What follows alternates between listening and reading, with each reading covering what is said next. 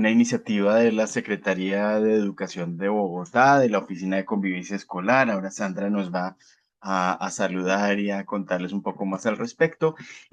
Nosotros somos aliados de la Secretaría con Plan Internacional y Aulas en Paz. Yo soy José Fernando Mejía, soy el director de Aulas en Paz.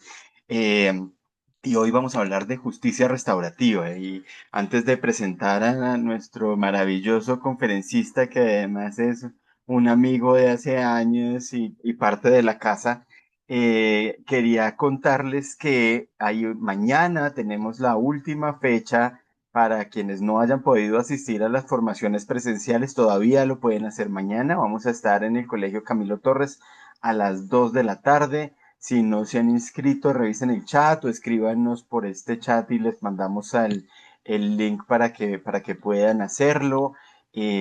Vamos a tener una jornada bien productiva y pues vamos a tratar temas chéveres. Entonces, también si tienen compañeros o compañeras que ustedes sepan que pueden estar interesados, díganles, porque ya mañana va a ser la última jornada presencial que vamos a tener. Entonces ya tocaría esperar hasta la próxima del otro año que no sabemos ni siquiera si vamos a tener. Entonces, aprovechen mañana que vamos de verdad a tratar temas chéveres. Antes de darte la palabra, Sandra, permíteme presentar a Omar. Omar Suárez, como les digo, él estuvo mucho tiempo trabajando con nosotros en Aulas en Paz, luego trabajó en Red Papás, ahora trabaja en el Colegio Helvecia. Omar es psicólogo y abogado, entonces él tiene una visión que combina dos mundos que a veces parecen lejanos, pero que en realidad, bien vistos, son muy complementarios y además trabaja en un colegio, entonces todos los días enfrenta retos y dilemas parecidos a los que ustedes enfrentan todos los días. Entonces aprovechenlo porque seguramente él va a tener muchas, pues no sé si muchas, algunas respuestas y también muchas preguntas, porque sabemos que este tema es difícil. Parte del asunto es que meterle el diente a esto implica todo un proceso que a veces no es tan fácil. Y bueno, además para contarles un poco más de Omar, Omar tiene una maestría en construcción de paz. Que además le da una perspectiva bien interesante. Y trabajó en Educapaz también, que porque hizo cosas con Educapaz relacionadas justamente con justicia restaurativa, que, valga la redundancia, es un proyecto que se llamaba justamente y que tiene materiales disponibles en línea para todos aquellos que quieran explorar más al respecto. Ahora les vamos a compartir. Simplemente quiero mencionarles un par de cosas. Por favor, llenen el formato de asistencia que está siendo compartido en el chat en este momento y hacia el final de este encuentro van a recibir un link de evaluación. Entonces, porfa, llénenlo también. Sé que a veces a uno está ya cansado y le da pereza. Porfa, tómense unos minuticos para llenarlo porque eso es lo que nos sirve a nosotros para mejorar y para saber exactamente qué es lo que necesitamos ajustar, cambiar y mantener porque esto continúa el año entrante si todo sale bien y lo que ustedes nos digan les puede beneficiar a ustedes mismos y a sus compañeros el año entrante. Entonces, Sandra, si quieres, tienes la palabra para que saludes a la gente y luego ya quedamos con Omar. Bueno, José, pues muchas gracias y nada, simplemente dar la bienvenida a todas y todos. Como ya lo mencionaste, este es uno más de estos escenarios de diálogo pedagógico que venimos convocando en el marco del programa Escuelas con Emociones, desde la Oficina para la Convivencia Escolar de la Secretaría de Educación y bueno, desde Aulas con Emoción, que es la estrategia que nos reúne hoy tanto a nuestros aliados pedagógicos Aulas en Paz, Fundación Plan, como a nosotros que seguimos insistiendo en todas estas estrategias y en todos estos caminos que nos permiten fortalecer la convivencia, la salud mental y pues mejorar cada vez más la vida de nuestros niños y niñas. Y pues agradecerle a Omar por sumarse a este ejercicio, por acompañarnos hoy y pues a todas y todos, bienvenidos, bienvenidas y bueno, disfrutemos de este escenario y de este diálogo. Muchas gracias. Gracias a ti, Sandra. Y bueno, seguramente ustedes van a tener muchas preguntas cuando Omar esté hablando. Por favor, escríbanlas en el chat. Nuestro equipo va a estar leyéndolas juiciosamente para que al final podamos contarle a Omar algunas de las cosas que ustedes han preguntado. Entonces, sin más preámbulos, Omar, el público es tuyo. Muchas gracias, José, gracias, Sandra, gracias a Plan, Aulas en Paz, Secretaría de Educación por esta invitación. Es un honor para mí poderlos acompañar y, bueno, como dice José, también sentirme parte de la casa en este espacio. La idea es que tengamos unos 3 momentos. Un primer momento de construcción de una mirada conjunta de esto de las prácticas restaurativas, de lo cual se ha hablado mucho y que tengamos un consenso sobre qué entendemos, por lo menos en este espacio, frente a este tema. Luego, un espacio para hablar sobre cómo podemos materializar eso en nuestras aulas de clase y en nuestras instituciones educativas, para finalizar con el espacio de preguntas. Entonces, eh, voy a arrancar. Bueno, quisiera iniciar este espacio con una pregunta, e invitarlos a ustedes a que también puedan participar en el chat con algunas ideas sobre para ustedes qué es justicia. Cuando escuchamos la palabra justicia, ¿qué se nos viene a la cabeza y cuál es ese primer imaginario de justicia que los acompaña en sus instituciones? Entonces, yo los leo.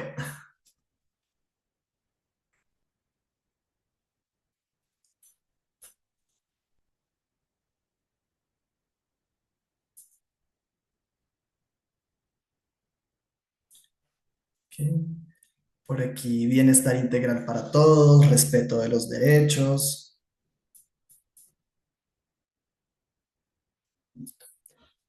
Por acá, equidad también, bien común, equilibrio entre derechos y deberes. Súper.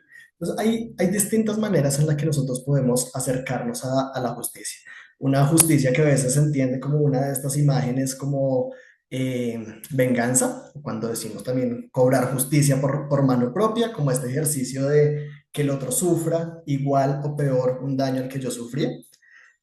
Justicia también como el que pague por lo que hizo, ¿no? Esta persona que está ahí en la cárcel, hizo una visión común que tenemos nosotros de la justicia como retaliación, ¿no? Como la justicia como el castigo y la sanción que debe tener. Pero también en la otra imagen vemos la justicia como un espacio de encuentro, la justicia como un espacio de equidad, la justicia también como un reconocimiento del otro que es visible, el otro con el que comparto un espacio.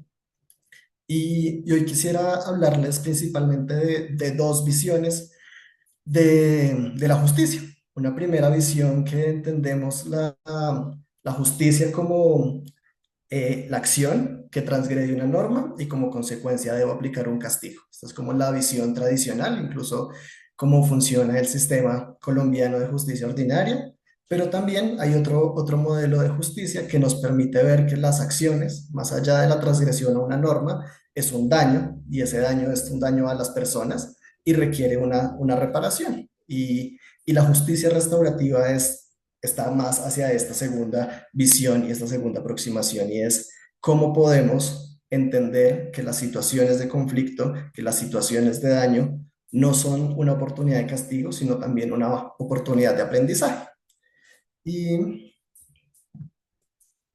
para mí esta caricatura refleja un poco lo que es la justicia tradicional y lo que quisiéramos que fuera la justicia restaurativa y la justicia en los colegios. En la primera viñeta vemos una situación de un hurto, una persona, una señora que pide ayuda y viene todo el andamiaje y todo el sistema judicial. Entonces llega la policía, llega el juez, llega las personas que ayudan al bienestar de las personas que se encuentran en esta situación de castigo. Incluso vemos cómo llega comida, bueno, toda una serie de personajes y al final la señora nos pregunta como, bueno, ¿y qué hay de mí? Y esta pregunta es la aproximación que se hace a las prácticas restaurativas y es, ¿cuál es el lugar que tiene dentro de la reconstrucción de las relaciones la persona que sufrió el daño?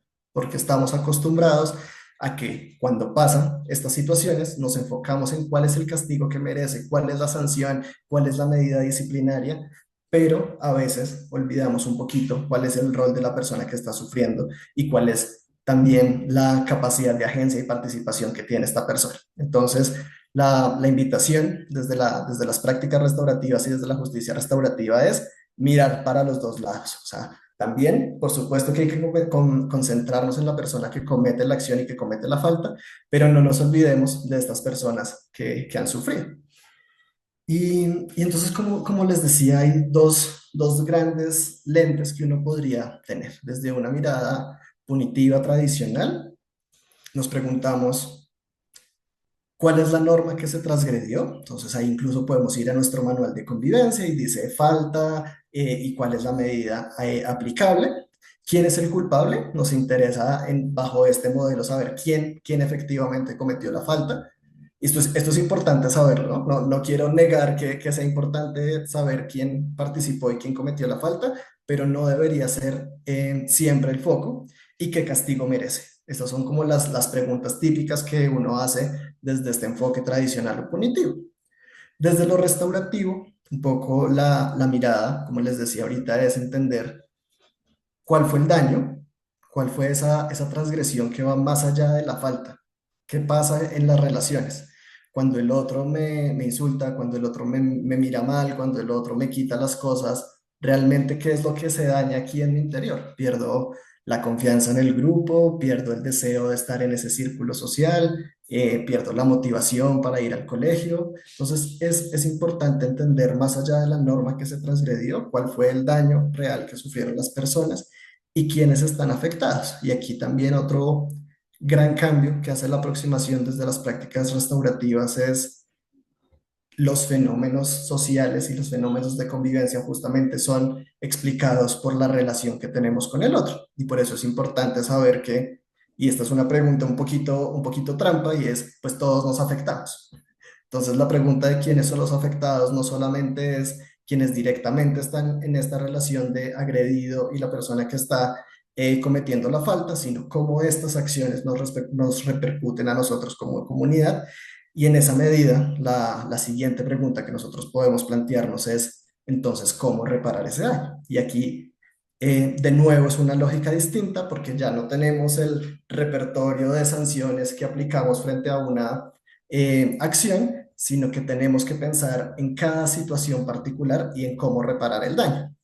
Y este es uno de los grandes retos que tenemos también en el colegio, porque incluso cuando pensamos en reparación, a veces lo hacemos buscando como cuáles son la lista de opciones reparadoras para aplicar en esta situación y terminamos como replicando y volviendo al ciclo de, pues, dependiendo de la forma en la que lo vendamos, terminamos aplicando una medida que puede llegar a ser sancionatoria. Y eso es algo que hemos observado mucho en colegios. Por ejemplo, haga una carta, haga un dibujo, pídale disculpas. Entonces se cambió dese la mano y dele perdón y que ya no pasó nada al dibujo como acción reparadora. Entonces, el reto que tenemos como docentes es efectivamente empezar a preguntar qué es lo que necesito yo para poder reparar ese daño y qué realmente está pasando en mi interior que me haría sentir mejor frente a esta situación. ¿Cuáles son entonces los retos que tiene este manejo tradicional, manejo que está más hacia lo punitivo?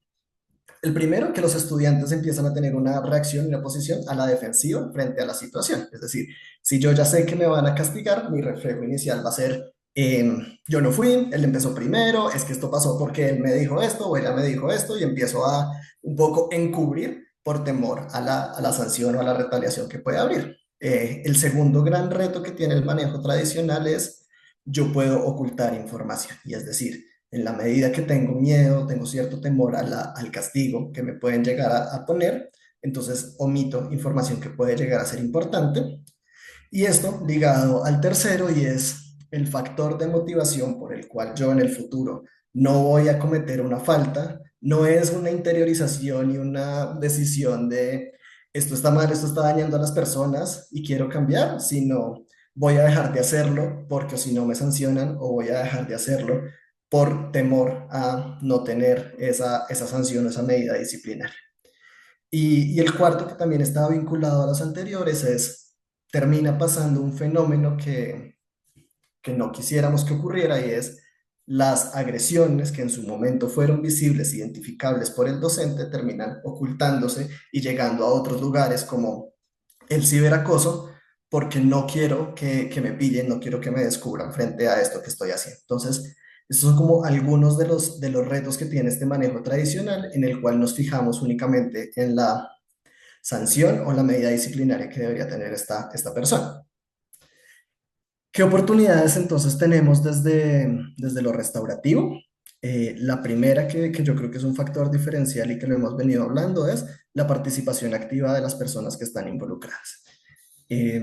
Las prácticas restaurativas nos permiten reconocernos como comunidad, nos permite reconocer que todos somos actores claves en la resolución de los conflictos y en esa medida yo creo que hay una oportunidad de aprendizaje para no solamente estar apagando incendios, que es la realidad de muchos colegios, y es pasó la situación, intervenimos, pasó la situación, intervenimos, sino en hacer algo que la misma ley de convivencia escolar nos invita siempre y es generar acciones de promoción y prevención. Y creo que cuando todos nos damos cuenta de que esto es una situación importante, que esto es un problema de todos, ahí seguramente van a haber más acciones y prevención a futuro. Potencia el sentido de comunidad, de nuevo, me siento parte del grupo, siento que soy importante, siento que mis opiniones dentro de las relaciones son valiosas y en últimas esto fortalece la relación, algo que se ha visto en las prácticas restaurativas a nivel colegio, no ha sido tan estudiado sistemáticamente, pero sí hay en otros espacios, como por ejemplo en situaciones de medidas penitenciarias, que hay una reducción de situaciones de reincidencia y hay un restablecimiento de los vínculos. Entonces, la justicia restaurativa no solo como una oportunidad para formar y aprender de los errores, sino también como una oportunidad de cómo logro relacionarme con el otro. Y aquí, volviendo a cuál es el foco y el propósito del sistema educativo. Nosotros como colegios tenemos que formar, entrenar en las habilidades y no sancionar. Como el deber ser de un colegio no debería ser focalizarnos en aplicar sanciones, sino en cómo entrenar esas habilidades que son necesarias para relacionarnos con los otros. Entonces ahora quiero contarles un poquito de qué podemos hacer con tres actores que están dentro de estas situaciones de conflicto.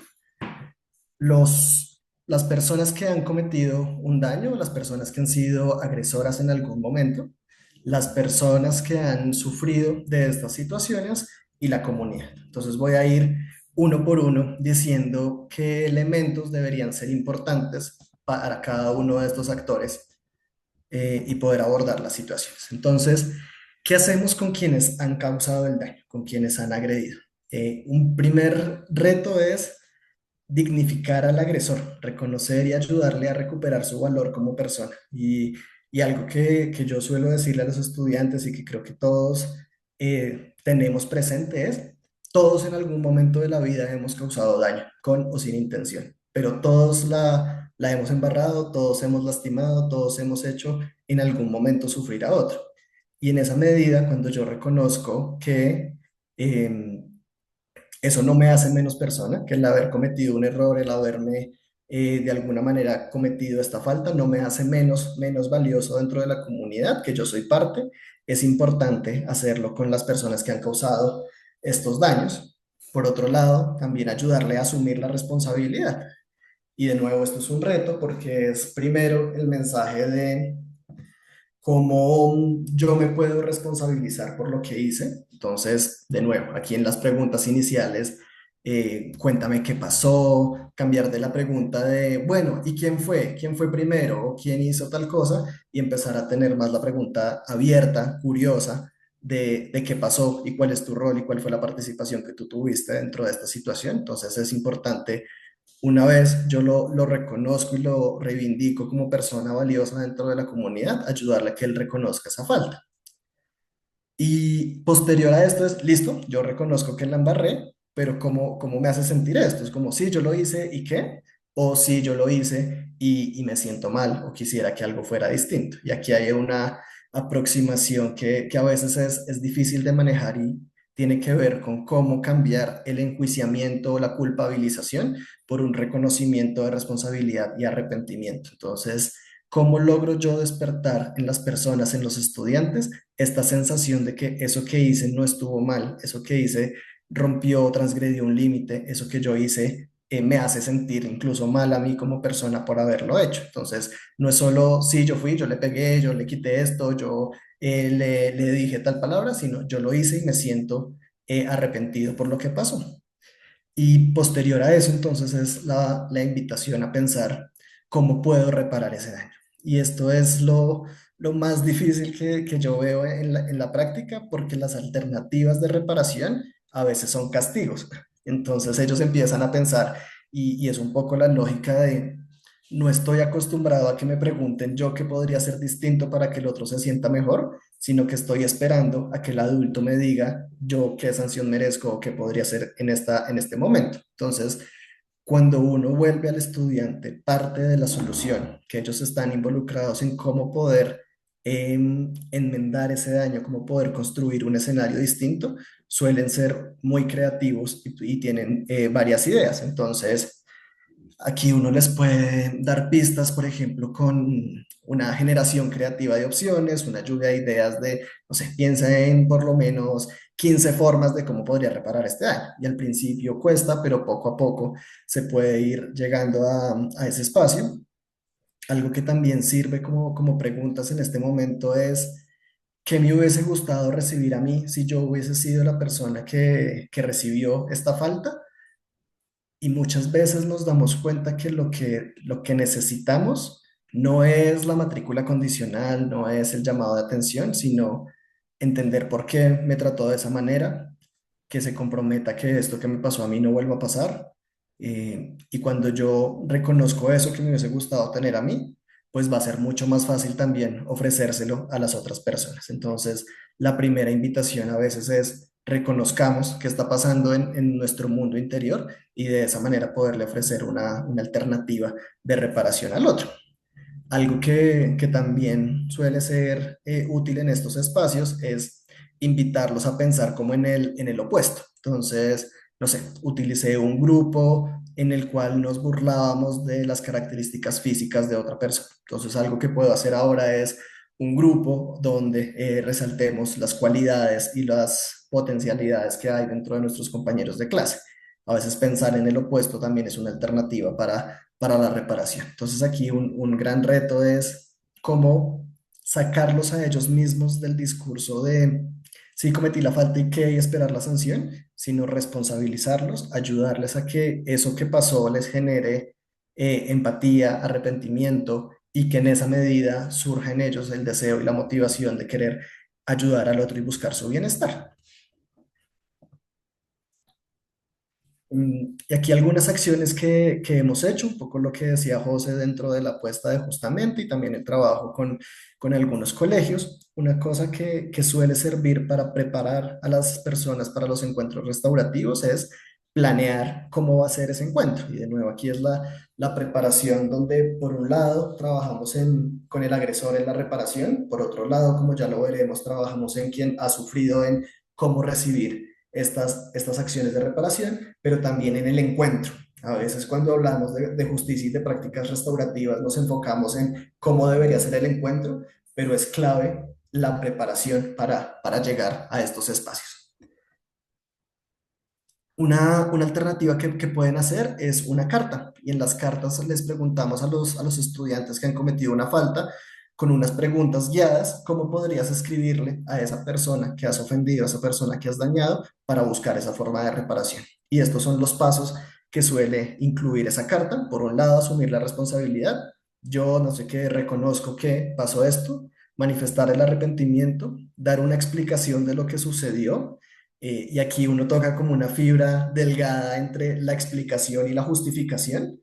Y no se trata de que digas por qué cometiste lo que cometiste, porque al final ese hecho y esa acción particular lastimó al otro y no está bien, sino explicar las generalidades y dar una razón de por qué pasó lo que pasó. Y aquí entra una sensación que la mayoría de las personas sienten cuando han sido lastimadas y es un deseo de conocer la verdad, de saber por qué si somos amigos de un momento para otro, esta persona me empezó a tratar mal, porque si en la ruta siempre hablábamos, luego ya no me volvió a hablar nunca más. Entonces, esta explicación de lo sucedido y este relato de por qué pasó lo que pasó suele tranquilizar mucho a la persona que pidió que sufrió el daño, reconocer el dolor del otro, validar, ponerme en una situación de toma de perspectiva o empatía, si soy capaz de reconocer ese dolor que causé.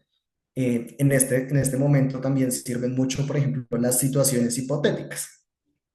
Situaciones hipotéticas, por ejemplo, donde el caso es, Juan iba por la calle o estaba dentro del colegio y se encontró 10.000 pesos. ¿Qué harían ustedes? Entonces, no, Juan lo guarda, se queda con la plata, lo que sea. Y luego uno les da como el resto de la historia. Entonces, resulta que Juan llevaba años ahorrando para comprarse los zapatos que le gustaban y estos eran los 10.000 pesos que le faltaban. Y ahí se les vuelve a hacer la pregunta, como, ¿qué harías? Y muchos estudiantes y muchas personas dicen, uy, no, ya no cogería la plata, le iría o buscaría la persona. Entonces, cuando yo logro hacer este ejercicio, como este clic de situarme en el lugar del otro, es mucho más probable que a futuro yo no vuelva a cometer esa situación. El hacer explícito la disculpa, el hacer explícito el lo siento por haber hecho lo que pasó y ofrecer una reparación. Entonces, esto es como una guía de los pasos, no tiene que ser en este orden necesariamente, pero de qué podría hacer yo para trabajar con la persona que lastimó y que transgredió un acuerdo que teníamos nosotros como comunidad. Este punto es importante, ofrecer la reparación sin que necesariamente sea lo que la otra persona quiere, ¿no? Entonces es como, por un lado, yo que estoy dispuesto a dar a la persona para que esté bien, y luego, si se da o no este encuentro restaurativo, que es aquí otra cosa que tenemos que pensar y poner sobre la mesa, y es, hay situaciones donde yo no necesito el encuentro cara a cara de agresor con la persona que ha sufrido el daño. Por ejemplo, en situaciones de acoso escolar. Entonces, cuando hablamos de situaciones que son conflictos o situaciones cotidianas que se transgrede una norma, ahí uno puede ir a las estrategias de mediación o seguir un poco este esquema, pero cuando estamos frente a situaciones de acoso, sí se requiere reparación y sí hay protocolos y procesos para llegar acá, pero no necesariamente se requiere este encuentro de víctima-agresor. José, creo que querías decir algo. Sí, dos cosas. Una, están haciendo preguntas muy, muy interesantes en el chat que creo que sería chévere que comenzaras a revisar para no esperar hacia el final. Y dos, estamos teniendo un problema técnico. Voy a leer un poquito de las preguntas para responder. ¿Cómo vincular a las familias? Bueno, esto sí lo hablaré en un rato. Listo. Hay varias preguntas relacionadas con la intervención de las familias. Ahorita hablamos sobre eso. ¿Qué hacer cuando la víctima lo que quiere es un escarnio público? También ya hablaremos. No, creo que voy a responder estas en lo que sigue, entonces mejor continúo y si algo vuelvo a las preguntas y al final retomamos porque varias de las cosas ya están acá. Ay. Bueno, entonces siguiendo con esta línea, ¿qué podemos hacer con quienes han causado daño o quienes han de alguna manera transgredido estos acuerdos que tenemos como comunidad? Es importante trabajar en la prevención y promoción, y es qué habilidades socioemocionales yo necesito para esto. Y aquí, desde la Secretaría de Educación, la Oficina para Convivencia, han realizado un trabajo que a mí me parece muy, muy bonito con esta malla de aprendizajes socioemocionales. Entonces, aquí también encontramos qué podemos hacer para formar en estas habilidades. Una de las preguntas es, ¿y qué hacemos con el que no es empático? ¿Y qué hacemos con este que no ha trabajado todavía en esta habilidad? Pues justamente retomar. Y entonces, ¿y qué necesito yo trabajar en mí para que cuando esté frente a esta situación donde puedo causarle daño al otro, tenga como este freno y este control inhibitorio de no voy a transgredir esta norma social, no por temor al castigo, sino por la conciencia y la convicción de que eso está mal, eso lastima, eso puede afectar a quien está de alguna manera sufriendo el daño. Entonces aquí habilidades como toma de perspectiva, esa posibilidad que tengo yo de situarme en el lugar del otro, entonces que también está ligada a la empatía, ¿no? Entonces no solo veo como desde afuera la situación, sino que puedo situarme emocionalmente en el lugar del otro y decir, eso le lastima. Y si quisiéramos un pasito más allá también es la compasión o bondad, entonces es logro situarme en el lugar del otro y además quisiera que esté bien, quisiera promover su bienestar y creo que ese es un reto que tenemos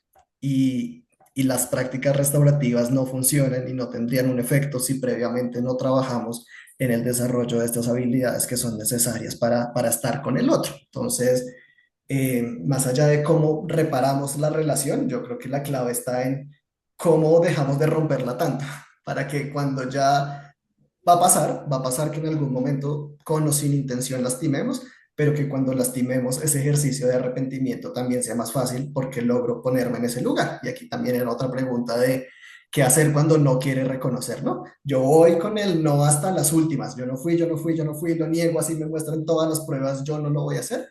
Y de nuevo, aquí la solución es decir, mira, tienes una alternativa. Las prácticas restaurativas son una dentro del abanico de posibilidades. Te puedo decir que suspendemos la aplicación de una medida disciplinaria si tú haces o decides participar en un encuentro restaurativo o proponer acciones de reparación. Pero si no lo quieres hacer, tranquilo. Seguimos el debido proceso y todo lo demás para aplicar otra medida disciplinaria. Bueno, invitarlos de nuevo a que revisen la malla y hay varias estrategias y aprendizajes que pueden poner en práctica en los estudiantes. Está diferenciada también por curso de vida y las habilidades que son necesarias. Bueno, y acá de nuevo también qué podemos hacer con los más grandes. Una habilidad que también está relacionada y que es muy importante que también trabajemos es la toma de decisiones, la conexión con el otro, cómo logro de nuevo situarme en ese lugar emocional y pensar en el bienestar del otro. Entonces, algo que también se trabaja mucho y se desarrolla dentro de las prácticas restaurativas son los círculos, que a veces no es el círculo para tocar el tema, sino el círculo para fortalecer la relación.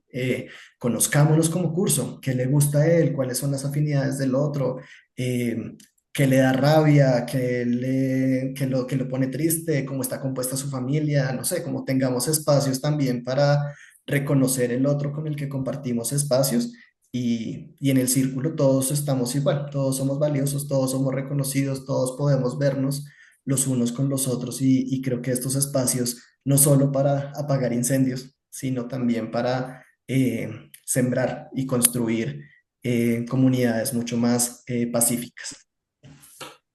¿Qué hacemos entonces ahora para preparar a quienes han sufrido el daño? ¿Qué hacemos con quienes los lastimaron? Entonces, no se trata de que ahora vamos a ser muy suaves con el agresor. Entonces, aquí algo que decía mi abuelita es suave con las personas, duro con las ideas. Y creo que de esto se trata, en cómo logramos fijarnos en la acción y tratar la acción como lo grave y lo compleja que es, siendo suaves y cuidadosos con el ser humano que está detrás de esa acción. Y con las personas que han sufrido un daño, lo primero que tenemos que hacer es ayudarles a reconocer que eso que les pasó está mal. A veces las personas que han sufrido estos daños dicen, no, es que yo también pude haber hecho algo, es que yo no tengo las habilidades para entrar en el grupo. Entonces es importante poder nombrar y decir que eso que me pasó no está bien, que eso que me pasó fue doloroso, que eso que yo sufrí debe pasar algo frente a esta situación y un poco empezar a cambiar la práctica de, entonces yo fui el que sufrió el daño y además soy yo el que tengo que perdonar y además a mí nadie me pregunta si yo me siento bien con la sanción o no, sino yo tengo un lugar activo dentro de estas situaciones que pasan. Entonces el reconocimiento del daño también implica la pregunta abierta, la pregunta curiosa de cómo te sientes con lo que pasó, qué necesitas, separar la acción de la persona, y esto de nuevo se entrena, viene desde antes. Entonces, ¿cómo nos fijamos en las acciones? Y uno puede usar frases, por ejemplo, en lugar de decir, ay, es que tú eres un impuntual, decir, oye, mira, hoy llegaste 5 minutos tarde. Entonces me puedo enfocar en las acciones, en los hechos concretos y no ponerle calificativos a la persona. Y cuando yo logro hacer esto, es bonito porque me puedo acercar al otro, puedo tener la disposición a ver a quien me ha causado un daño y decir, esta persona probablemente también ha sufrido cosas similares a las que yo he pasado, esta persona también merece una oportunidad y yo puedo separar esa acción que pasó y que fue dolorosa de la persona como tal.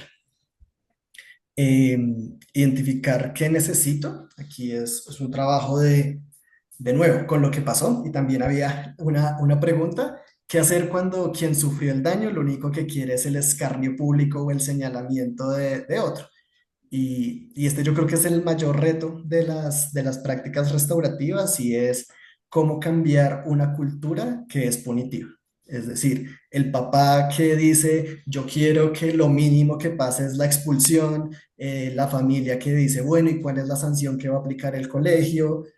Cuando esto está en la mentalidad arraigada de todos, entonces yo como estudiante que ha sufrido también voy a decir, pues que lo expulsen o que lo expongan frente a toda la clase, que hagan una izada de bandera y esté en el centro de esta persona que me causó daño, pero acá lo que uno debería empezar a tener en la conversación es cómo eso que yo exteriorizo y que de alguna manera está guiado por la rabia es realmente lo que yo quisiera. Y de nuevo acá sirve situarme y empezar a preguntar qué es lo que se dañó. Cuando el otro me quitó las cosas, cuando el otro me dijo lo que me dijo, cuando el otro no me incluyó en los planes, ¿qué fue lo que yo sentí? Y si yo logro identificar qué fue esto que se dañó, pues es mucho más probable que yo empiece a reconocer qué necesito para sentirme mejor. Y finalmente, para prepararnos para estos encuentros restaurativos o para una acción de reparación, es importante reconocer y decidir qué alimentar. ¿Y a qué me refiero con esto? Hay una historia que a mí me parece que ejemplifica muy bien esta situación. Habían dos personas caminando en el bosque, dos caminantes y... perdón. Iban por el bosque caminando y de repente tenían que cruzar un río. Y había una persona que estaba tratando de cruzar el río desde hace rato y no lo lograba y no lo lograba. Así que cuando llegaron estos dos caminantes, uno de ellos le dijo como, no, pues ven, súbete, súbete en mis hombros y la ayudaron a pasar. Y la otra persona cuando llegaron al otro lado, simplemente se bajó de los hombros y se fue. Estas dos personas siguieron caminando, continuaron su trayecto, pero una de ellas, quien no había alzado a la persona, se quedó pensando, como, uy, qué señora tan grosera, ni siquiera dio las gracias, ni siquiera se preocupó si yo estaba bien, no me ofreció ayuda para que cruzáramos juntos, y constantemente en el camino siguió pensando y siguió pensando en esto, y dándole vueltas y dándole vueltas. Hasta que ya después, a largo rato de la caminata, le pregunta al otro como, oiga, ¿qué tal esa señora lo que hizo que no fue ni siquiera capaz de darme las gracias, de darte las gracias por haberla ayudado? Y esta persona le responde, yo dejé a esta señora hace 2 horas en el río, no entiendo tú por qué la sigues cargando. Y la reflexión acá es, yo decido si quiero seguir alimentando rencor, dolor, sufrimiento, sentirme mal por lo que pasó, o si en su lugar puedo empezar a alimentar pensamientos de bondad, de empatía hacia el otro y cambiar un poco esta noción. Y eso no es fácil, y eso no significa que tenga que hacerlo. La rabia también es un lugar muy válido para evitar dignificar que está bien que yo en este momento no quiero acercarme al otro, reconocer que no me siento preparado para un encuentro, para una acción de reparación, que lo que quiero es un espacio, también es importante. Y en esta medida el decidir qué alimentar no se trata de forzar un perdón o una disposición particular, sino reconocer qué está pasando en mi mundo anterior y si yo quiero seguir alimentando estos deseos de retaliación o de rencor, o si en su lugar estoy dispuesto a acercarme a la persona que me causó dolor. Entonces, esto es un trabajo que toma tiempo y de nuevo aquí es una de las preocupaciones que tenemos como docentes y es, ¿y si tengo 30 al tiempo y me toca trabajar con este estudiante en desarrollar estas habilidades, qué hago? Y es importante tener estas conversaciones y tener varias de estas conversaciones, interesarnos por cómo está el mundo emocional de los 30 estudiantes con los que compartimos, que cuando pase esta situación le podamos decir, eso que te pasó no está bien y vamos a trabajarlo, ¿qué te gustaría que hiciera? ¿Cómo quisieras ser acompañado? A veces asumimos y arrancamos y le decimos, fresco que esto lo vamos a solucionar, pero no nos damos la oportunidad de preguntarle al otro, ¿qué es lo que necesitas? ¿Qué te ayudaría a sentirte mejor en este momento? Y muchas veces otra habilidad que tenemos que empezar a trabajar nosotros como adultos es, no somos necesariamente Superman, no tenemos todas las cosas para ayudar al otro, pero poder parar en el camino y decirle a este estudiante que está pasando por una situación difícil, aquí estoy, te escucho, ¿cómo puedo ayudarte? Muchas veces es supremamente poderoso y ya reconfortante para quien ha sufrido el daño. Entonces, esta escucha activa, empática, atenta con quien ha sufrido es yo creo que una clave importante, validar lo que está sintiendo y de nuevo ayudarle a dar un rol protagónico dentro de la solución. Entonces, pasamos de esta señora que estaba esperando a que todos los agentes de la justicia pasaran y que una de las personas que sea el docente, el orientador, la persona con la que esté ahí presente le pueda decir, aquí estoy para ayudarte y para buscar una solución. Y algo que podemos preguntarle a la persona que ha sufrido un daño es, ¿quién es que en situaciones similares que te hubiese gustado recibir? Que hubieses necesitado para sentirte mejor? ¿O qué necesitas en este momento para sentirte mejor?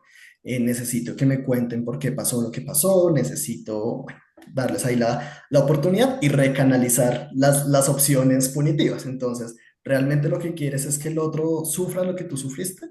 ¿O realmente quisieras que esto no le volviera a pasar a otros? Entonces también ir haciendo la pregunta, ¿qué me hubiese gustado recibir? Esto tiene que ver con un ejercicio que a veces hacemos con los estudiantes y es la máquina del tiempo. Entonces en la máquina del tiempo yo puedo viajar a una situación en la que ya he sido lastimado y pensar en esa situación que me hubiese gustado recibir, como que me hubiese gustado que fuera distinto y ver si para esta situación que estoy viviendo en el momento eso me ayudaría o me haría sentir mejor.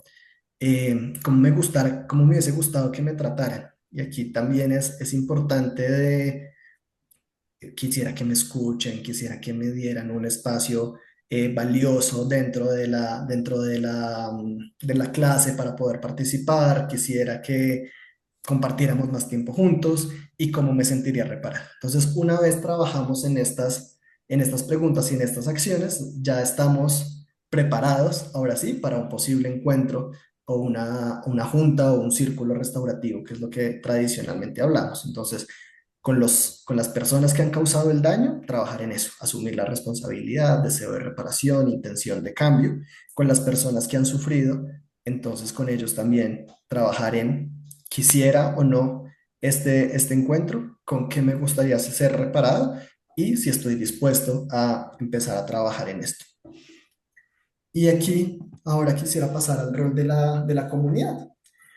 ¿Qué hacemos el resto, los testigos, los observadores de estas situaciones que son dolorosas? Y nos hemos dado cuenta que a veces en las reparaciones nos quedamos mucho en la acción concreta e inmediata, pero las reparaciones colectivas suelen tener un efecto positivo en la reparación. Entonces, por ejemplo, ya no es qué voy a hacer yo directamente con quien sufrió el daño, sino cómo puedo compartir este aprendizaje con el resto de la clase, cómo puedo generar un proyecto grupal, cómo puedo involucrar a otros cursos inclusive dentro de la acción.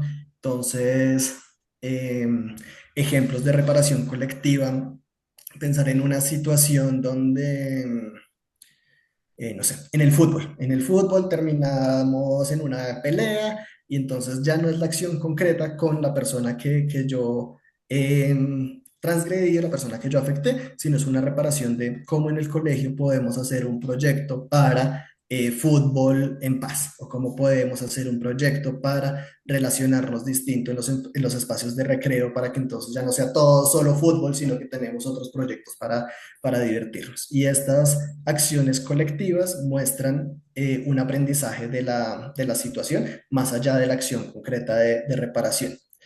Y también la comunidad como veedores de los procesos. A veces sirve invitar a otros estudiantes del curso a decir, mira, pasó una situación difícil entre Andrea y José, y quisiera que tú nos ayudaras a hacer seguimiento a esta situación. Entonces, darles un rol activo a las personas que están presentes dentro del proceso suele ser importante, les suele dar como un valor de, bueno, yo no soy solo el observador pasivo de las situaciones, sino que yo soy un agente activo dentro de la construcción de convivencia y de comunidad. Y hemos visto que esto es chévere, o sea, cuando la persona, cuando los estudiantes también se responsabilizan y asumen un rol importante dentro de la gestión de conflictos y la solución de problemas, suele ser bastante provechoso.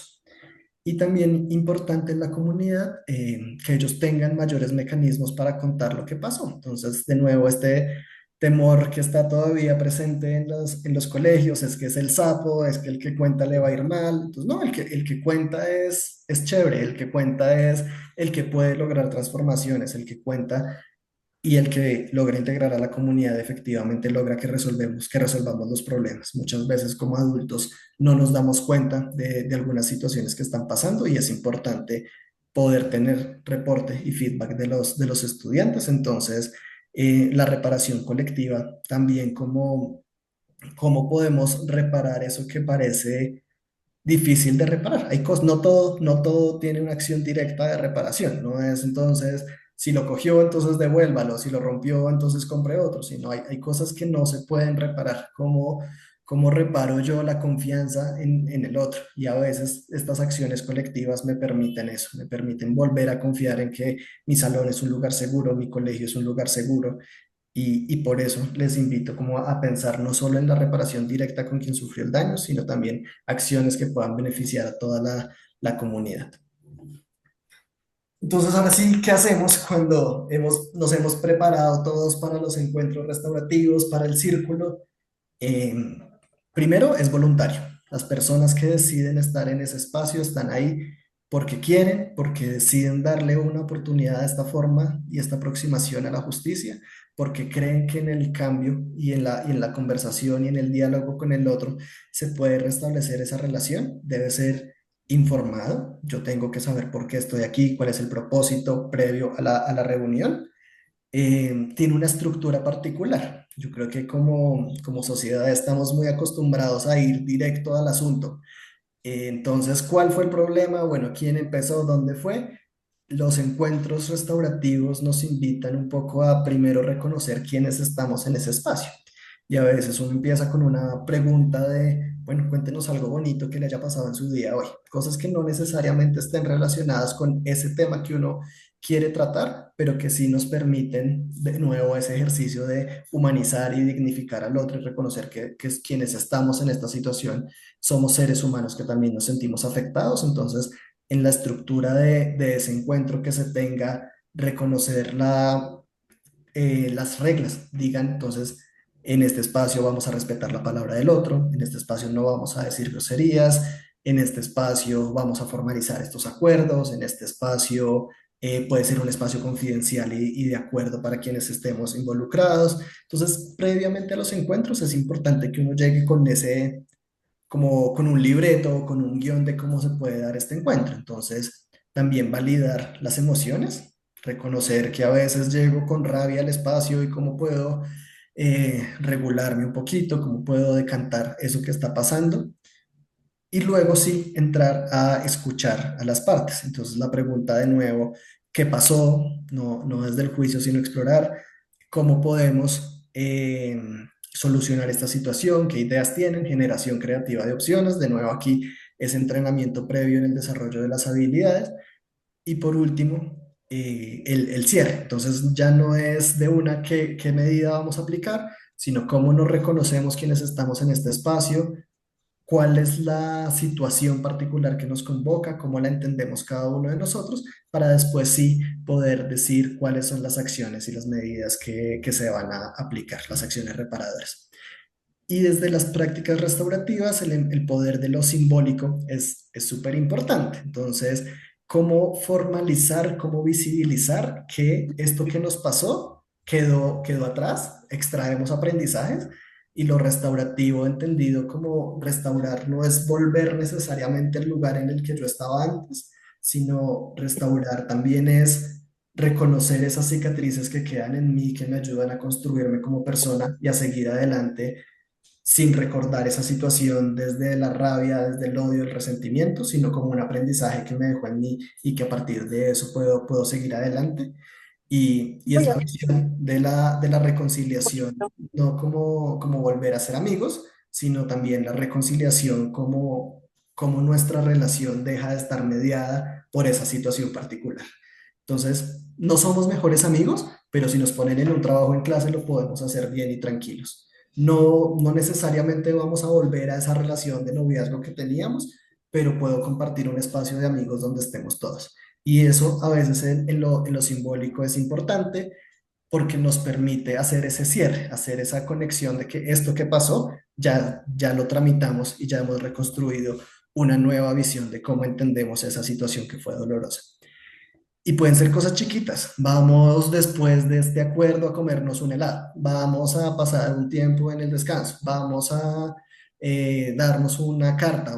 Bueno, entre ellos y los estudiantes aquí suelen ser mucho más creativos que uno, definir cuál es esa visión simbólica que les muestra a ellos que efectivamente las situaciones que pasaron han sido tramitadas. Entonces, el círculo nos permite reconocer que todos somos valiosos, que todos tenemos oportunidades. Aquí el rol de el adulto es más bueno, yo tengo problemas a veces con la palabra facilitador porque no sé si sea fácil, sino que a veces también es difícil, es un dinamizador de la situación y el adulto es el que le permite a los estudiantes reconocer que ellos también tienen las herramientas para resolver su conflicto. Entonces, cuando el adulto que está ahí presente le dice, es que usted puede decir con qué se sentiría reparado y es que usted puede ofrecer algo para que la otra persona se sienta mejor, también me muestra a mí esa habilidad de agencia y esa participación activa que yo tengo en el restablecimiento de las relaciones. Entonces, de nuevo, aquí la voluntariedad debería estar en negrilla y mayúscula,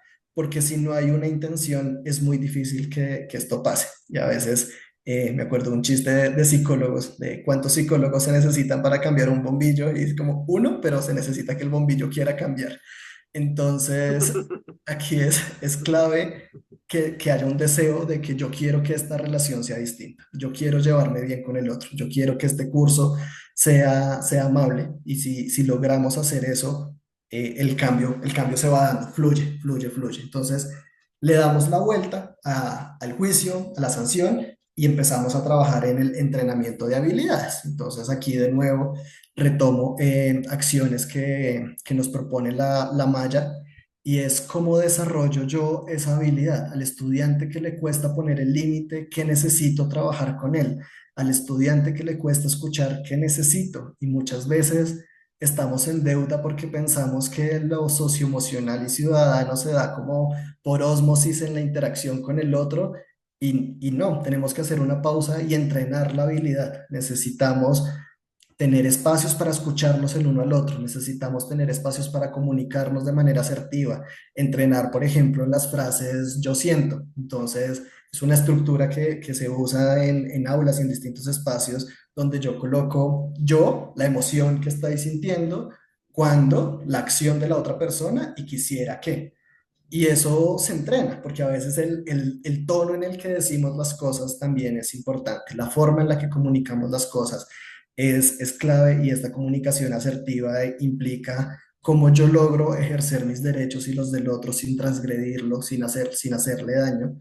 Y por eso necesitamos más espacios formativos, más espacios para promover eh, estas herramientas, más espacios para saber cómo estar con el otro, para que cuando nos pasen estas situaciones podamos decir, ahora en este espacio, en este círculo, nos vamos a comunicar de esta manera. Por ejemplo, vamos a hablar en primera persona, vamos a hablar siempre desde la emoción, vamos a hablar no de lo que el otro hizo, sino de cómo yo me sentí. Entonces, entrenar estos espacios y estos círculos previamente es importante. Quisiera cerrar este espacio antes de entrar ya a responder propiamente las preguntas que ustedes nos han dejado en el chat, con tres grandes retos que yo percibo en la implementación y en la puesta en práctica de las prácticas restaurativas en los establecimientos educativos. Por un lado, nos hace falta mayor evaluación y seguimiento de esto. Como lo decía en un momento, creo que hay mucha evidencia ya en otros escenarios, pero nos falta en las instituciones educativas, por ejemplo, dar cuenta de si efectivamente hay una reducción de situaciones de violencia. Nos falta ver si efectivamente cuando se implementa una práctica restaurativa o no, baja la reincidencia en estas situaciones y ver la efectividad como a largo plazo, porque creo que tenemos mucho desde lo anecdótico. O sea, si yo escucho la mayoría de testimonios de personas que han pasado por procesos restaurativos, dicen, sí, esto me sirvió, yo me siento mejor, efectivamente logré reparar el daño. Sin embargo, creo que como colegio tenemos todavía un reto en hacer seguimiento y sistematizar más estas experiencias que han sido valiosas y que seguramente en la práctica ustedes han tenido. Sé que Secretaría de Educación y el distrito, por ejemplo, con las justicia escolar restaurativa, la propuesta de GER ha hecho varios avances en este aspecto. Entonces, como documentar y formar más sobre la evaluación de estos procesos restaurativos, creo que es todavía un reto que tenemos. El tema de los papás, y aquí viene con esta cultura institucional positiva, y es, hay un reto grande en que esta visión sea una visión compartida. Y por eso cuando arrancamos este espacio yo les he preguntado por cuál es esa noción de justicia que tenemos, porque un gran reto es que todavía como comunidad, como comunidades educativas tenemos una visión de justicia muy arraigada en lo punitivo, y si esto pasa, se van a seguir percibiendo los procesos como es que eso es impunidad, es que el colegio no está haciendo nada, es que no se siguen los procesos y no se aplican consecuencias. Entonces, cambiar esa cultura institucional que es punitiva sigue siendo difícil. A mí, algo que nos funciona en las reuniones con las familias es primero involucrar a las familias, traerlas, hacer los espacios de diálogo también con ellos, mostrarles que es un proceso riguroso, que se tienen conversaciones con las personas que han cometido las faltas, que se tienen procesos con las personas que han sufrido, preguntarles a ellos también ese qué necesitan y cambiarles ese discurso como realmente usted quiere que al otro niño le pongan, lo expulsen, realmente usted quiere que le pongan esta matrícula condicional, el llamado de atención, o usted qué quisiera distinto. Entonces el involucrar a las familias en estos procesos es importante y yo creo que ahí nos falta todavía un camino largo en desmontar la cultura institucional punitiva que sigue siendo un reto, incluso los mismos docentes y personas de la comunidad. Creo que es un reto. Algo que se puede hacer es espacios de formación con las familias y eso lleva también al tercer punto que identifico como retos dentro de la práctica restaurativa, y es que esto requiere un entrenamiento, el acercarse al otro con esta mirada curiosa, el acercarse a quien cometió una falta, primero evaluándose uno y como adultos necesitamos trabajar en nuestras propias habilidades, y es más fácil dar de aquello que yo ya tengo, yo ya he entrenado en mí. Entonces la formación es algo que tenemos que trabajar, empezar de a poquito. También esto de ser voluntario para los docentes, ir generando espacios de sensibilización, ir generando espacios de diálogo, invitarlos a un círculo y que ellos puedan ver cómo se da la relación. Entonces creo que esta formación a la comunidad en general todavía es un pendiente que tenemos dentro de las prácticas restaurativas, y creo que podemos seguir trabajando en este punto. Entonces, estos como tres grandes retos a los que, como decía José, puede que tenga más preguntas que respuestas, y ojalá pues juntos podamos explorar. Muchas gracias por este espacio. Quisiera ahora leer alguna de las preguntas, o no sé, José, si alguno de ustedes las revisa y cómo hacemos. Sí, sí, sí. Primero, muchas gracias, Omar. Realmente es muy, muy útil contar con tu presencia acá y creo que has dejado muchas ideas, espero también muchas preguntas, porque claramente sabemos que esto es muy retador, sabemos que ninguno de ustedes parte de cero y que todos y todas vienen trabajando en esto, y cuando uno enfrenta retos como algunos de los que Omar puso hoy sobre la mesa, se da cuenta de que es muy fácil hablar de esto, pero implementarlo y resolver problemas cotidianos es bien difícil. Muchas preguntas iban hacia allá. Nigna nos está haciendo el favor de ordenarlas porque no tenemos tampoco mucho tiempo. Entonces, Nigna te va pues a resumir algunas de las líneas grandes de preguntas, pero también si tú viste alguna cosa que te llame la atención, pues obviamente bienvenido a ponerlas. Entonces, Nigna, dale. Gracias, Omar. Gracias, José. Bueno. Muchas personas preguntaron pues si pueden acceder al material, si de pronto hay guías específicas para acciones formativas, talleres con niños, también si es posible tener espacios formativos con familias, o sea, como mucha gente solicitando apoyos y de pronto ahorita al final podemos hablar un poquito de esto. Bueno, y algunas de las preguntas y comentarios que hubo a lo largo de tu intervención. Un comentario más, pues como reiterando la importancia de ampliar el abordaje a la comunidad, de que el asunto no se resuelve exclusivamente con los estudiantes que están en conflicto.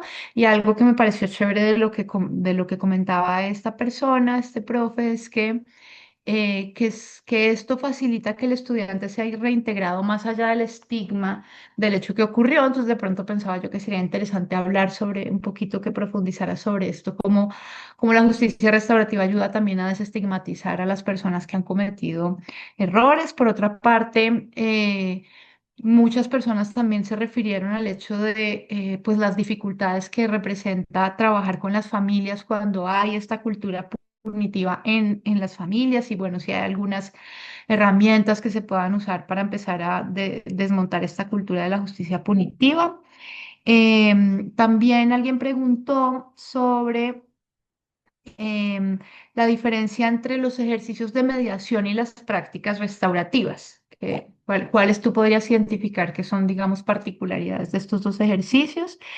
Em, bueno, también se mencionó pues que hay muchísimas otras variables que complejizan, digamos, todas las intervenciones y las interacciones en la escuela. También digamos, llamaron hilos invisibles que se manejan al interior de los colegios por parte de los maestros. Y bueno, una última pregunta alrededor de cómo podemos cambiar los manuales de convivencia para que tengan un enfoque restaurativo. Eso por allí. Listo, voy a tratar de ir una por una, de atrás para adelante. ¿Cómo cambiar los manuales de convivencia? Este es un gran reto, porque todo esto deberíamos incluirlo y formalizarlo, que no se vuelva, no puede tener dos caminos, o un manual de convivencia súper restaurativo que se queda en el documento, o un montón de prácticas cotidianas que no están formalizadas y que no podemos a veces sustentar y mostrar. Ese segundo me parece más alentador. Cuando tenemos los procesos de actualización del manual de convivencia, es importante la participación de la comunidad a partir de una caracterización de cuáles son los principales retos que tenemos nosotros como comunidad educativa, preguntarle a las familias, preguntarle a los estudiantes. Entonces, que este ejercicio de actualización y de incluir las prácticas restaurativas en los manuales de convivencia obedezca a este ejercicio participativo y también promover cómo en el colegio lo hacen. Y aquí también hay distintos ejercicios que nosotros podríamos hacer. Entonces, por ejemplo, en el colegio las situaciones tipo uno parte de lo que se incluye en el protocolo es que pueden tener espacios de círculos de reparación para trabajar una situación. O empezar por una formación, por ejemplo, a las familias, que yo creo que también es un camino posible y es cómo sensibilizamos primero a la comunidad, que como colegio esta es la visión que queremos compartir, y luego sí lo podemos formalizar y materializar en este documento, pero también la misma legislación nos invita a que este sea el mecanismo. Si uno ve, por ejemplo, la ley 1620, Código de Infancia y Adolescencia, dice con enfoque restaurativo, o sea, ya la misma legislación nos invita a que esta sea la mirada. Entonces yo creo que primero preguntaría a la comunidad, entonces haría el ejercicio participativo y después poner como en qué acciones concretas se podría trabajar esto y formalizarlo no solo cuando es la atención de los casos, sino también qué acciones de prevención nosotros podemos realizar. Entonces, sé que están las direcciones de grupo, los consejos de clase, hay espacios donde se pueden trabajar en estas acciones reparadoras, entonces también incluirlos dentro del manual. Con relación a la pregunta diferencia entre la mediación y prácticas restaurativas, creo que están ligadas. O sea, cuando uno habla de la mediación, piensa en estos pasos donde las dos personas que han pasado por un conflicto se escuchan, piensan en soluciones y proponen un acuerdo. Y esta mediación se da cuando es una relación entre pares, es decir, cuando dos personas que estamos en el mismo nivel tenemos un conflicto, podemos acudir a la mediación para ayudar, o también a veces con el rol de un tercero. La reparación y un poco la diferencia que hay es, por un lado, hay más actores involucrados. En los ejercicios de prácticas restaurativas se involucran otros miembros de la comunidad en la conversación como actores claves. Y esto, de nuevo, tiene sus pros y sus contras, ¿no? Hay veces que yo no quiero contar mucho de la situación con el resto de la comunidad y prefiero manejarlo como en este pequeño comité de trabajo, pero hay veces que involucrar a la comunidad sí es un aspecto y ese es un diferenciador de la mediación. Y por otro lado, la reparación sí se puede dar y la reparación no necesariamente implica que nos sentemos juntos. Para la mediación y para, y para la negociación y para estos encuentros, cuando hay conflictos, es válido sentarnos a hablar con el otro, es válido expresar mi punto de vista y muchas veces hay contribuciones. Entonces, yo hice esto que generó la situación y el otro también hizo algo que contribuyó a que estuviéramos mal y ahí podemos buscar acuerdos. Pero hay situaciones en las que algo está mal y debe parar y yo tengo que hacer una acción reparadora y no necesariamente implica el vínculo y la cercanía con la otra persona. Entonces, yo creo que esas son como dos diferencias principales que yo veo. Por un lado, la no necesidad del encuentro necesariamente para hacer acciones reparadoras y por otro lado, el rol que tiene la comunidad en estos círculos y en estos espacios de participación. En el cómo invitar a las familias y cómo convocarlas. Yo creo que este es un reto para, no solo para las prácticas restaurativas, sino para todas las actividades escolares y es cómo mejorar la asistencia de los papás, cómo mejorar el compromiso con este tipo de comportamientos. Eh, Aquí uno puede promover espacios más chiquiticos, espacios voluntarios, invitar a los papás a que vean un momento de círculo, también puede ser por medio de comunicar. Entonces, por ejemplo, queremos felicitar a las 3 familias que vinieron a la charla y o sea, como esto, hacerlo explícito de positivo y no desde cuál va a ser la medida para el que no asistió a la conferencia o al taller. Algo que también puede ser es un pequeño reconocimiento. Entonces aquí, por ejemplo, hoy a las 169 personas que vinieron les vamos a compartir el material que trabajamos. Algo así yo creo que pueden ser estrategias que uno puede empezar a tener con las familias para motivarlos. En general, cuando es desde el involucramiento y no desde lo sancionatorio, creo que también es más chévere el sentirme parte de la comunidad. Por aquí también hay un comentario sobre el fin, cuál es el fin de la educación. Es justamente eso, cómo transformar esa cultura, cómo podemos entender que nuestro rol como educadores es justamente formar en esas habilidades que a veces nos falta, cómo podemos relacionarnos de una manera más amable con el otro, cómo podemos entender que al habitar este espacio tanto tiempo, sí o sí van a haber conflictos. O sea, es que yo creo que pasan más en el colegio que en la casa o en cualquier otro lugar. Y al salir del colegio muchas veces se siguen encontrando. Entonces, en este espacio de convivencia que es tan intenso y tan constante en el tiempo, donde están por lo menos 10 12 años viviendo juntos, creo que es importante aprender a tener estrategias para relacionarnos distinto. Un investigador que a mí me gusta mucho, que se llama Franz de Waal, dice: las especies más pacíficas no son las que menos se agreden, sino las que tienen mejores mecanismos para restablecer sus relaciones. Y yo creo que ahí hay mucho por aprender. Es decir, la agresión va a seguir pasando, las situaciones dolorosas van a seguir siendo parte de la comunidad. Negar que en un colegio hay bullying sería una mentira, pero si tenemos herramientas para hacerle frente a estas situaciones, yo creo que vamos por el camino correcto. Y para entrenar, es decir, esto que nos pasó, cómo se transforma en un aprendizaje para actuar distinto si esto vuelve a ocurrir en el futuro. Creo que ahí más o menos respondí el cúmulo de preguntas. Wow, súper memoria. Dos cositas chiquitas adicionales, Omar, que pusieron ahorita. Una tiene que ver con, bueno, cómo se garantiza, digamos, la no repetición. Si puedes hablar un poquito de esto, cómo la justicia restaurativa, digamos, aporta para la no repetición de ciertas conductas y, bueno, ciertos temas. Y alguien también ponía cómo se puede sistematizar esto de cara como al seguimiento, a que exista, digamos, un proceso recogido de cara pues a terceros. Ok. ¿Cómo sistematizar? Algo que nosotros, por ejemplo, en el colegio estamos haciendo es recolectar esas acciones reparadoras. Entonces, como ellos son mucho más creativos en lo que pueden hacer, entonces las guardamos como opción para futuras situaciones. Entonces, por ejemplo, no sé, en un curso ellos dijeron, vamos a hacer un video promocionando el no se opina del cuerpo ajeno. Hicieron una campaña buenísima en el colegio, entonces cuando nos vuelva a pasar eso, decimos, por ejemplo, podrías hacer un video para, no sé. Entonces empezamos a hacer como un repositorio de posibles acciones de reparación y sistematizar esto también implica reconocer cuándo salió bien y cuándo no salió tan bien. Yo creo que ahí también el ejercicio es cuando lo reparador o cuando esta intención de hacer las prácticas restaurativas no han salido muy bien. Y yo creo que tiene que ver con este ejercicio de el arrepentimiento o el situarme emocionalmente en la situación. Y creo que aplica igual para lo disciplinario o para la reparación. Si yo hago esta reparación como, ay, listo, me tocó, lo propuse y salí del paso, eso no va a generar transformaciones.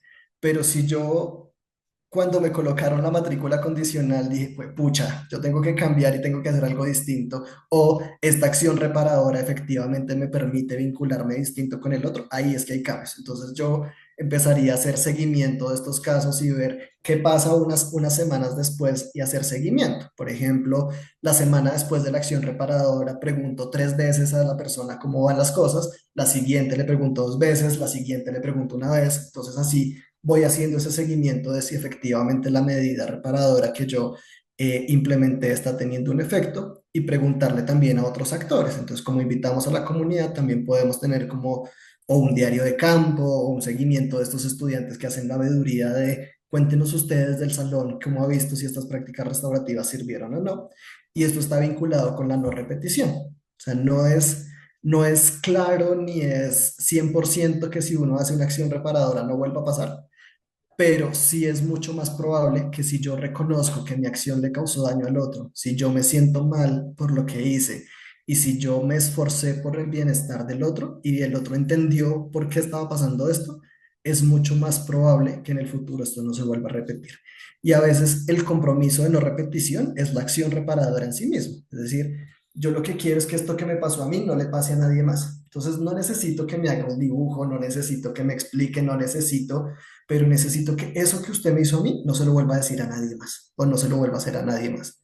Y eso es profundamente sanador y transformador para quien ha sufrido el daño. Entonces, a veces la promesa o el compromiso de no repetición es reparador en sí mismo. Cuando yo veo que el otro se compromete a que eso que me pasó no le va a pasar a nadie más, ahí empiezo a cultivar estos ejercicios de no repetición. Y eso yo creo que también es clave y mostrarle que uno está ahí, como confío pero con el lente. Entonces, creo en el proceso reparador, creo en usted que se comprometió a que esto no iba a volver a pasar, pero le echo ojito de vez en cuando y le pregunto a los demás a ver cómo siguió la relación entre las personas.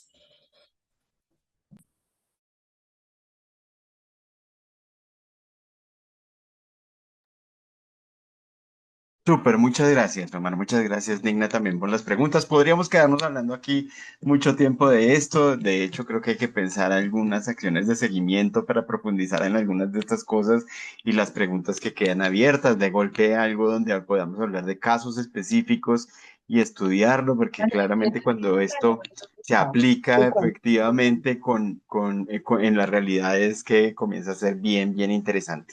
Por favor. Recuerden que hay dos links en el chat que les pedimos su colaboración en llenarlo. El primero es la lista de asistencia y el segundo es la evaluación del ciclo que hoy termina. Si alguno de ustedes no estuvo en el otro webinar o no ha estado en la formación presencial, no se preocupe, ustedes pueden evaluar en lo que hayan participado y si ya estuvieron acá, ya están en una de las acciones. Recuerden mañana que tenemos la formación presencial sobre temas de desarrollo socioemocional, incluyendo manejo de grupos, justicia restaurativa, manejo de casos en el colegio, ay, se me olvidó el nombre, Dios mío, Camilo Torres. Y en la séptima con 33 a las 2 de la tarde. El link de inscripción está por allí, pero si alguien no encuentra el link de inscripción, llegue, que ahí lo esperamos hoy, o las esperamos, que seguramente vamos a tener un rato chévere en la tarde para, pues, para aprender de estas cosas y también para algo que no es menor y es encontrarnos y saber que no estamos solos en esto, que los retos que enfrentamos son difíciles, que las cosas que todos ustedes y todas ustedes tienen que resolver día a día, pues a veces lo recargan a uno, entonces estos momentos de parar, compartir con los demás también son chéveres.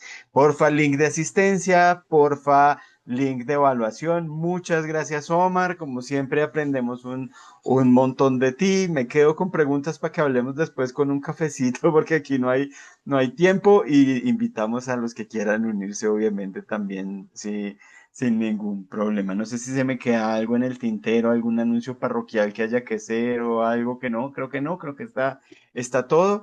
Entonces, pues que pasen una muy feliz noche. Ah, mentira, sí. Tanto este webinar como los otros que hemos hecho van a quedar pues seguramente va a estar también en la secretaría, pero por ahora los estamos montando rápidamente en el canal de YouTube de Aulas en Paz para que los puedan ver. Después va a haber un repositorio en la secretaría de esto y muchas otras cosas que han hecho parte de lo que hemos trabajado en escuelas con emociones y aulas con emoción, pero ahí va a estar. Y va a estar además seguramente editado para que la primera parte y la segunda la podamos unir. Algunos, quienes de ustedes, aquellos de ustedes que se unieron en la segunda parte, no se preocupen, que ahí lo van a poder ver. Y las presentaciones también las podemos compartir. Muchas gracias, feliz noche y nos seguimos viendo. Que estén muy bien. Gracias.